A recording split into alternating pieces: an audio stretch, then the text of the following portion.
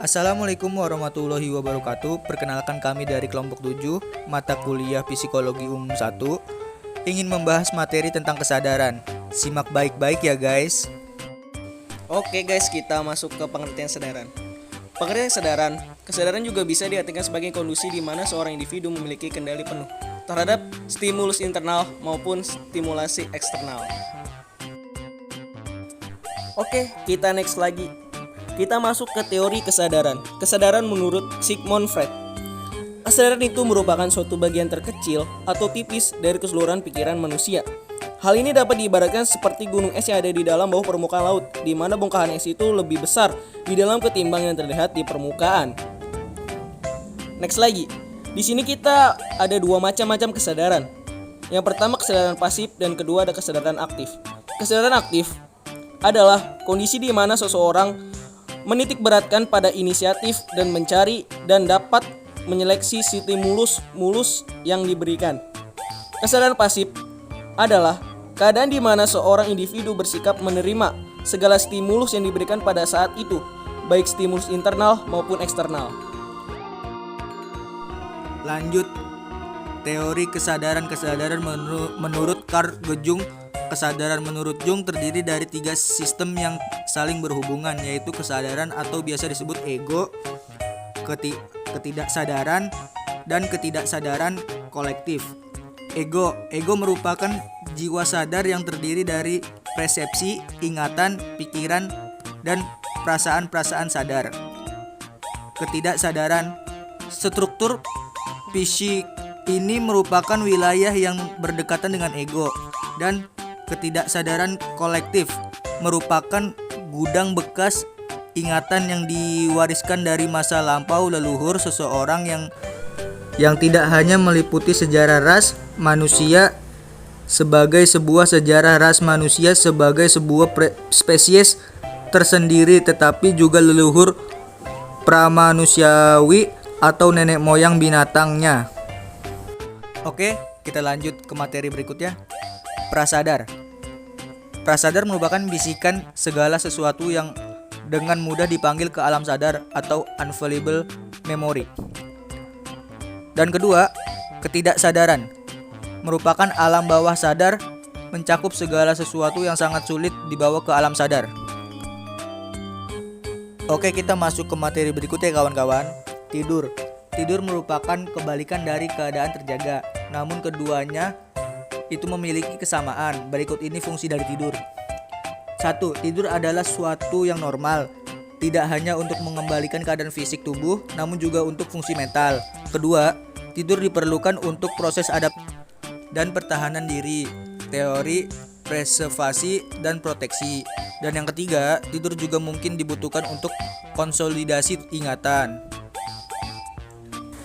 Oke ya guys, kita lanjut lagi aja. Kita masuk ke 5 stadium atau tahap-tahapan tidur. Di sini ada 5 tahap ya. Yang pertama ada alpha. Alpha masih dalam kondisi sadar atau relax. Yang kedua ada theta atau preconscious, awal fase ketidaksadaran. Yang ketiga, spindle atau fase lebih tinggi dari preconscious. Yang keempat ada delta, fase ketidaksadaran atau unconscious. Dan yang terakhir ada REM, Rapid Eye Movement atau fase mimpi. Itu tadi ada 5 tahapan tidur ya guys. Oke, kita lanjut ke materi berikutnya, yaitu mimpi. Mimpi terkadang disebut sebagai sesuatu yang tidak logis dan salah tempat. Dalam mimpi, pusat perhatian kita adalah dalam mimpi. Pusat perhatian kita adalah di diri kita sendiri, walaupun terkadang kejadian di luar diri, seperti bunyi sirine yang melengking dan mempengaruhi isi mimpi. Oke guys, kita lanjut lagi ke materi berikutnya. Teori-teori mimpi. Teori psikoanalisis. Menurut teori psikoanalisis, mimpi memungkinkan bertujuan untuk memenuhi keinginan dan hasrat yang terlarang atau tidak realistis yang dipaksakan masuk ke dalam bagian ketidaksadaran di dalam bagian ketidaksadaran di dalam pikiran. Teori ini mempunyai kelemahan. Kelemahan itu, interpretasi seringkali terlalu jauh. Tidak ada cara yang dapat diandalkan untuk menginterpretasi makna terpendam. Pendekatan yang berfokus pada masalah mengatakan bahwa mimpi menyatakan tema utama yang menjadikan kepedulian kita saat ini. Kelemahan itu, beberapa ahli teori merasa skeptis akan kemampuan mengatasi masalah saat tidur. Oke guys, kita lanjut ke slide berikut ya. Ada hipnosis, bukan hipnotis ya guys. Hipnosis. Hipnosis menurut psikoanalisis adalah keadaan regresi sebagian di mana subjek kekurangan kendali dalam kesadaran yang nyata dan karenanya bertindak secara impulsif dan terlibat dalam pembuatan fantasi. Lanjut, di sini ada definisi fisiologis. Hipnoanestesia atau penggunaan hipnosis untuk mematikan rasa sakit. Hipnoanalgesia atau penggunaan hipnosis untuk mengurangi kepekaan terhadap rasa sakit, di mana pembedahan lebih siap dilakukan dalam keadaan theta dan delta. Teori-teori mengenai hipnosis. Teori diasosiasi yaitu terpisahnya kesadaran di mana suatu bagian pikiran bekerja sendiri dan terlepas dari kesadaran lainnya. Teori sosiokognitif. Teori ini menyatakan bahwa efek hipnosis merupakan hasil interaksi antara pengaruh sosial yang dimiliki penghipnosis, bagian sosio dan kemampuan kepercayaan, serta harapan subjek, bagian kognitif. Critch 1997. Teori selanjutnya yaitu gangguan kesadaran, terbagi menjadi 3 bagian, yaitu 1. Narkolepsi, 2. Somnambulism, ketiga, sleep paralysis. Narkolepsi adalah gangguan tidur yang cukup umum diderita, biasanya dikatakan sebagai serangan tidur, di mana penderitanya amat sulit mempertahankan kesadaran. Kedua, somnambulism, berjalan sambil tidur, atau somnambulism adalah penyakit yang ditandai dengan gerakan berjalan pada saat tidur. Yang ketiga, sleep paralysis. Menurut medis, keadaan ketika orang akan tidur atau bangun tidur merasa sesak napas seperti dicekik, dada sesak, badan sulit bergerak, dan sulit berteriak disebut sleep paralysis alias tidur lumpuh karena tubuh tak bisa bergerak dan serasa lumpuh. Dan yang ketiga ada psikoaktif.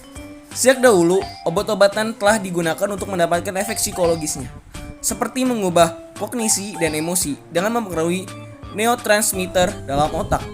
Obat-obat yang mempunyai efek psikologis disebut sebagai psikoaktif. Oke teman-teman, di sini kita masuk obat-obatan ya. Yang pertama ada antianxiolytics atau obat yang dapat menurunkan kecemasan dan termasuk pada golongan yang dinamakan benzodiazepine. Oke guys, kita next ke slide berikutnya. Di sini ada obat-obatan juga ya. Ada tranquilizer, ini terdiri dari tranquilizer minor dan tranquilizer mayor. Tranquilizer minor, obat-obat ini biasa diberi pada pasien yang mengeluh cemas atau tegang. Dan kedua ada tranquilizer mayor. Tranquilizer mayor dianggap pada bagian yang luas untuk mengurangi bentuk-bentuk kebutuhan yang bervariasi dari pengendalian dan pengawasan. Oke, kita lanjut ke slide berikutnya. Di sini ada obat antidepresi, antipsikotik, dan lithium. Antidepresi atau obat antidepresi sering diberikan pada pasien yang mengalami depresi mayor dan antipsikotik.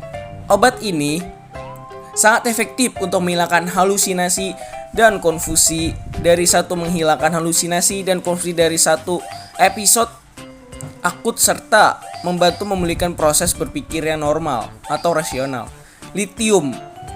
Bangsa Yunani pertama kali menggunakan metal lithium untuk obat-obatan psikoaktif. Mereka menentukan kandungan air mineral untuk pasien dengan gangguan bipolar afektif.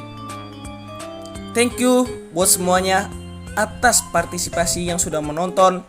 Dan sekian, terima kasih. Semoga bermanfaat bagi kalian semua.